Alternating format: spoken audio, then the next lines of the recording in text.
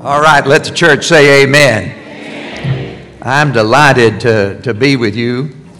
Your pastor has honored me in extending this invitation for me to come and share with you. I know the value and the place that this congregation has in our city. When I was here for the years that I was the pastor out at Christ Church, Dr. Lofton was one of my heroes. And when I returned to Memphis, I learned almost immediately the role that your present pastor is playing in our city and the tremendous leadership that he's providing not only for you, but for our city. He mentioned that little spot on TV and radio that I did, Perceptions. It was on 3 or 4 radio stations and a couple of TV stations and every day. And when that kind of thing goes on, your voice gets to be known, your face gets to be known, and there's no place to hide. I was in a store near the church at Christmas time, and when I walked into the store, I knew immediately that something was wrong. Everybody was on edge. You could feel the tension in the air. And I soon learned the reason for that. There were 2 brothers in the store, I learned, from down in Mississippi. And they were, and I grew up in Mississippi, they were in the language of Mississippi, dog drunk.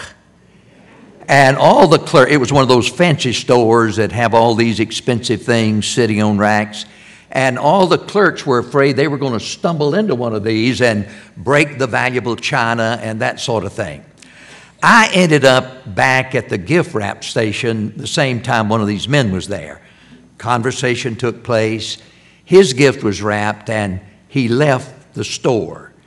I had my gift wrapped and I was leaving the store, walking straight out the door down the center aisle when this fella came back into the store, and he was walking straight toward me. I knew there was no escape. And had I not known he was drunk before, I would have known it then, because he got right up in my face, and in a slurred voice he said, are you Maxie Dunham? I said, well, I am. He said, I want you to know that I listen to you every day and you have changed my life. So anytime I began to feel more highly of myself than I ought to think, I remember that story. It's great to be with you. I want to read some verses of Scripture from the 15th chapter of Paul's letter to the Romans, the 23rd through the 29th verse. But now that there's no more place for me to work in these regions, and since I have been longing for many years to see you, I plan to do so when I go to Spain. I hope to visit you while passing through and to have you assist me on my journey there, after I have enjoyed your company for a little while. Now, however, I'm on my way to Jerusalem in the service of the saints there. For Macedonia and Achaia were pleased to make a contribution for the poor among the saints in Jerusalem. They were pleased to do so, and indeed they owe it to them. For if the Gentiles have shared in the Jews' spiritual blessings, they owe it to the Jews to share with them their material blessings. So after I have completed this task and have made sure that they have received this fruit, I will go to Spain and visit you on the way. Now listen to this. I know that when I come to you, I will come in the full measure of the blessing of Christ. And that's the word of the Lord for you and me today. Thanks be to God.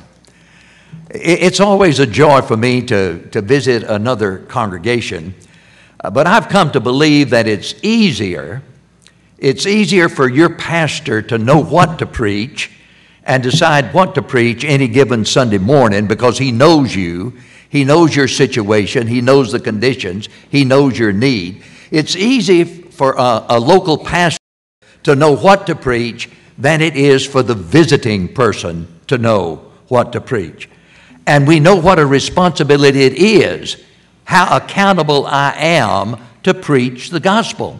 So when Dr. Porter invited me to come and preach for you for days, I just kept asking myself, what in the world am I going to say to those people?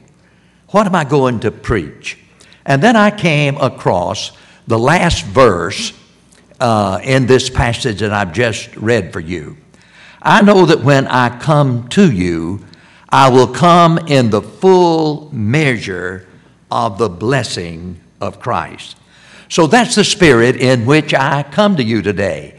I come in the hopes of offering you the full measure of the blessing of Christ. So let's focus on that text. Paul, the writer of this epistle, longed to go to Rome. He expresses that in our scripture lesson. This letter to the Romans is the most important letter or book in the Bible apart from the Gospels. It has had more influence on the Christian faith and way than any other book in the Bible apart from the Gospel. It was Martin Luther's study of the book of Romans that led to the Protestant Reformation. And John Wesley, the founder of the Methodist movement, was in a prayer meeting on Aldersgate Street in London. And someone was reading Luther's preface to the Epistle to the Romans. And John Wesley said he felt his heart strangely warmed. He said, and I did trust Christ, Christ alone for salvation.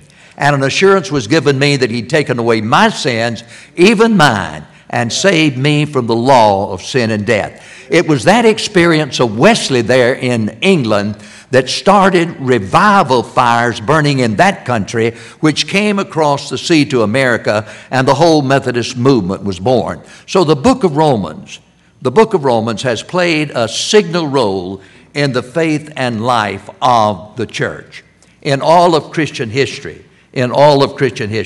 This book of Romans is pivotal.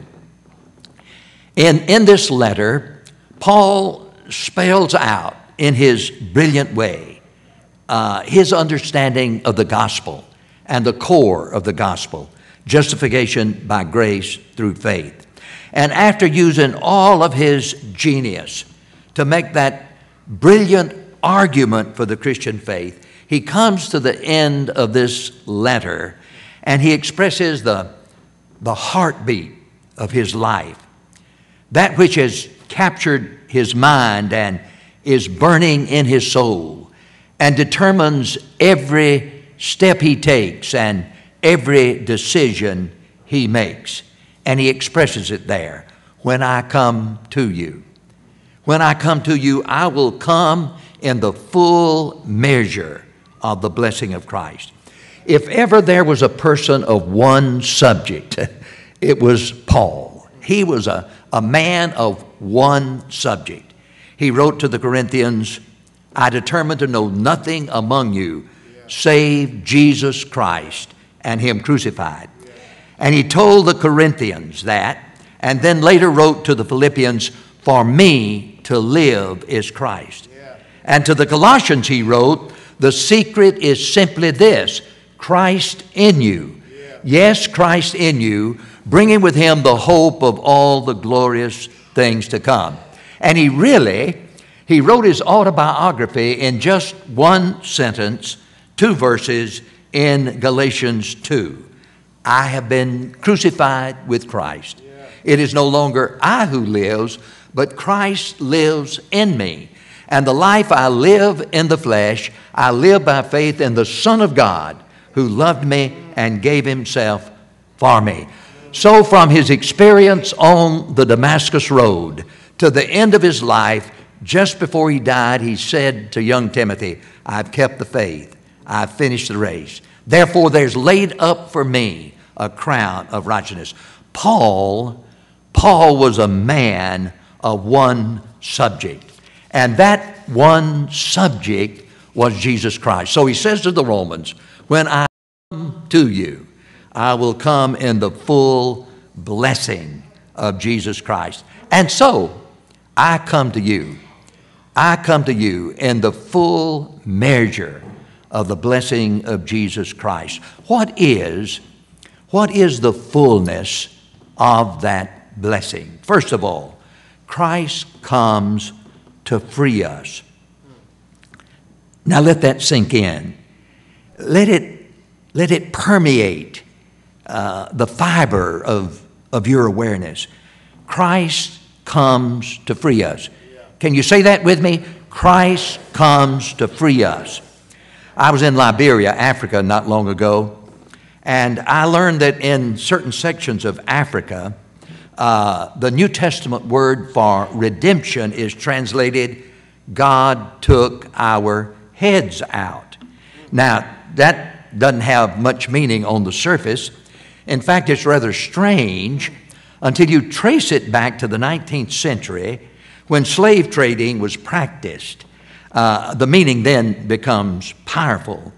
White men invaded African villages and took men, women, and children off to sell them into slavery. An iron band was placed around the neck of the person onto which was attached a chain. That chain was attached to the iron band around the neck of another and a chain to the neck of another until there was a chain of folks being driven to the seaside to be taken off to America and to England to be sold into slavery. Along the way, a friend, a loved one, a family member may recognize one of these persons that had been taken into slavery and would pay a ransom in order that they might be taken out of the handband. Thus, that word for redemption, God took our heads out. However we state it, in whatever culture we live and whatever language we use, redemption means God's action in Jesus Christ sets us free from the bondage of sin, guilt, and death. Christ comes to free us. Do you feel a bit of pain and heaviness today because there's someone with whom you need to be reconciled? Maybe a child, maybe a parent, maybe a close friend. Christ comes to free us. Do you feel helpless because you're caught in the tenacious grip of alcohol or drugs or gambling or some other destructive habit? Christ comes to free us. Is your energy being drained because you live too close to the edge of moral compromise? Christ comes to free us. Are you preoccupied with sexual lust? Are you addicted to pornography? Christ comes to free us. In your pride, do you often get into the position of thinking yourself more highly than you ought to think? Christ comes to free us. Are you holding back some part of yourself that you've not yet surrendered to Jesus? Christ comes to free us. I come to you in the full measure of the blessing of Christ. He comes to free us. Do you believe it? All right. Our problems, friends, our problem is that we trust Christ with some things some of the time, when we need to trust Him with all things all the time. Let me say that again. All right, I like that. Come on, respond. We trust Jesus with some things some of the time, when we need to trust Him with all things all the time. Christ comes to free us. Now, as that is true in our personal lives, it's also true in our corporate life. That's the reason I'm so excited about what's going on in Memphis right now as it relates to public education. I was so moved by this presentation earlier. I believe that public education is the civil rights issue of the 21st century. Friends, we can be freed. We can be freed from prejudice and self-interest. We can be released from the bondage of a system that has favored 70% of our county that is white and upper middle class, while 85% has been black and poor and have not had the adequate resources and a fair start at life. Justice can roll down like waters, and righteousness is a mighty stream. At least Christians in Memphis and Shelby County can do justice, love mercy, and walk humbly with God. And listen to me now. Walking humbly with God. Walking humbly with God. We do not trust God with a few things now and then. We trust Him with all things all the time. And that means accepting and receiving the fact that Christ comes to free us. But not only does He come to free us, He comes to fit us. He comes to fit us for kingdom living. Let me say that again. Christ comes to fit us, to transform us and fit us for kingdom living. Have you ever noticed the difference between Romans 7 in Paul's letter to the Romans and chapter 8? In the latter part of chapter 7, Paul is wrestling internally. This civil war is going on within him, and he expresses that for the good that I would, I do not, and the evil that I would not, that I do. And he anguishes even more deeply with this civil war that rages within him, and he groans and moans, "O wretched man that I am, who will deliver me from this body doomed to death?" That's the way chapter 7 closes. The very first verse of chapter 8 is this: "There is therefore now no condemnation for those who are in Christ Jesus, who walk not according to the flesh, but according to the Spirit." What a huge divide. "O wretched man that I am, who will deliver me? There is therefore now no condemnation." What a huge divide. How do we leap over that divide? We don't. We don't. Some radio or television preacher might say to you, and they say it so glibly, "Just give your sins to Jesus." Friends, we can't give our sins to Jesus. If we could give our sins to Jesus, we would all be saints. We can't give our sins to Jesus. Listen to me. We give ourselves. We give ourselves to Jesus, and Jesus takes our sin. That's the tremendous difference between the fullness of the blessing that Paul says he is bringing to the Romans. Christ comes to fit us. There's a story about a man who was tired and weak and weary all the time, drained of energy. Finally, he went to the doctor and he said to him, "Doc, I just don't have any energy. I'm drained and exhausted. I have chronic headaches and I feel worn out all the time. What's the best thing I can do?" The doctor knew something about this man's wild, fast-paced life. "What's the best thing you can do?" he said. "You can go home after work every day, eat a nutritious meal, get a good night's sleep, and stop running around and carousing all night. That's the best thing you can do." The man pondered a moment and said, "Well, what's the next best thing I can do?"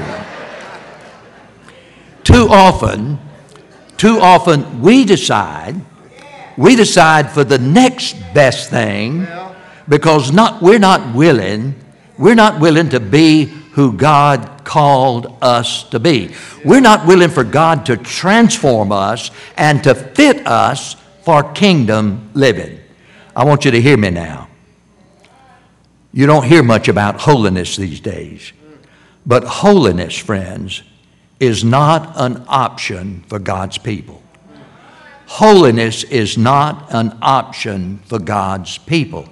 God says be holy as I am holy. And you can't leave that back there in the Old Testament, because all through the New Testament, we're called to be new creatures in Christ Jesus. Holiness is not an option for Christians.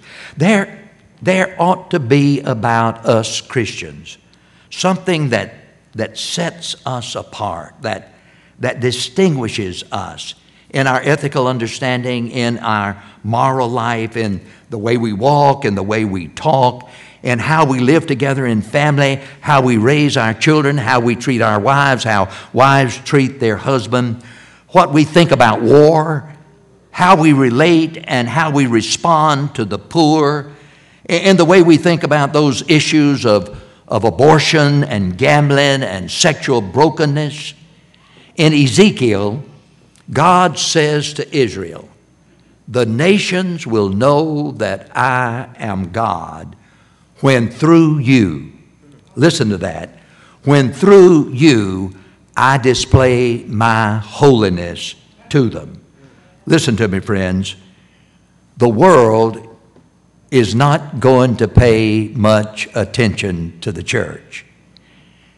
It's not going to pay much attention to the church until those of us who call ourselves God's own people, until we vindicate God's holiness before the eyes of the world. So holiness is not an option for God's people. God calls us to be holy as He is holy. And listen to me, only Christ can make us holy. He fits us for kingdom living. I come to you in the full measure of the blessing of Christ. He frees us, He fits us for kingdom living, and He fills us. He fills us with His Spirit. And that's our need, friends, the power of the Holy Spirit. Now, some of you in the congregation are old enough, and I hope, I started to say cultured enough, but that wouldn't be right. Anyway, I hope you remember that actress, Tallulah Bankhead. Does anybody in here remember her? Yeah. She was a bizarre kind of person. She dressed extravagantly. She would say anything, anywhere, anytime. And she talked in a gravelly voice. She talked like this. A story has it that Tallulah was worshiping at St. Mary the Virgin Episcopal Church, no reflection on those Episcopalians, St. Mary the Virgin Episcopal Church in New York City. And it was one of those high church kind of worship services. The crucifer, the Bible bearer, the choir robed elegantly in procession, and then the altar boys preceding the bishop. And the bishop was in a gem-studded robe, and he was waving the censer that emitted the smoke of incense. When he got to the end of the pew on which Tallulah was seated, she reached out, pulled at his robe, and when she got his attention, she said in her gravelly voice, "Darling, your gown is divine, but your purse is on fire." Now, that's not the kind of fire we need in the church. But listen, we need fire. We need fire. We need the fire of the Holy Spirit. I believe that the reason too many of us are impotent in our discipleship, the reason being a Christian is a debilitating struggle for too many of us, is that we don't claim this promise of Jesus. You will receive power when the Holy Spirit comes upon you. We don't spend enough time on our knees. Again, we trust Jesus with some things some of the time, when we need to trust Him with all things all the time. And we need to be open to the Holy Spirit's power. Let me Let me tell you about my friend Abel Hendricks. Abel Hendricks was a Methodist preacher in South Africa and was the president of the Methodist Church in South Africa on 2 different occasions. He and his wife Frida, friends of mine and Jerry's, served in a section of Cape Town, South Africa for over 30 years that was among the poorest of the poor. Abel joined the Methodist and other Christians in South Africa to wage that long, arduous battle against that godless system of apartheid. When I was the world editor of the Upper Room, we gave him what we call the Upper Room Citation. And later on, as a part of the World Methodist Council, we gave him the World Methodist Peace Award, the award that we've given to people like Bishop Tutu and Nelson Mandela and Jimmy Carter. He was a local pastor, but he gave his life for the poor, and he gave his life to destroying that system of apartheid. You may remember, of course you do, that back during those days there were 4 major races in South Africa. There were the blacks that were kept in suppression. There were what were called the coloreds, and that was the designation for a race. There were the Indians, and there were the Afrikaners. The forces of Christianity around the world and the forces of other governments kept bringing pressure against South Africa. And finally, the South Africans really knew that their system was crumbling, and they kept grasping at straws, as it was, to keep that system of apartheid alive. Finally, they made a decision that if they could involve people from the colored race and the Indians along with the Afrikaners, if they could involve them in the government, maybe they could preserve the system. Abel was the kind of person that would have served in that situation. But instead, he wrote a pastoral letter to all the Methodists in South Africa, urging them to boycott what the government was trying to do. Governmental authorities came to him and tried to dissuade him, but he stood firm. 3 or 4 months later, they came back, and they had learned a little bit more about Abel. They'd learned that Methodist preachers in South Africa don't make much money. They'd learned that Abel was just 2 years away from retirement, and he had no place to live in retirement. So they offered him a retirement home, fully paid for, if he would simply be quiet, if he would simply cease resisting what they were seeking to do. Abel looked at them with the most disarming smile I'm sure they'd ever seen, because that's the way Abel smiled. And he spoke to them in a soft voice. In all my relationship with Abel, I never heard him raise his voice. He spoke to them in a soft voice, but what he said must have thundered in their souls. This is what he said: "In my Father's house are many mansions. I dare not give up my home there for any home you would offer me here." Friends, where does that kind of power come from? Abel knows that Christ comes to fill us. I called him once. He'd just gotten out of jail because of his opposition to apartheid. I called him once and tried to sympathize with him. But he said, oh, Maxie, it's amazing what you can stand and what you can endure if you have Christ with you. Christ comes to free us. He comes to fit us for kingdom living. He comes to fill us with His Spirit and His power.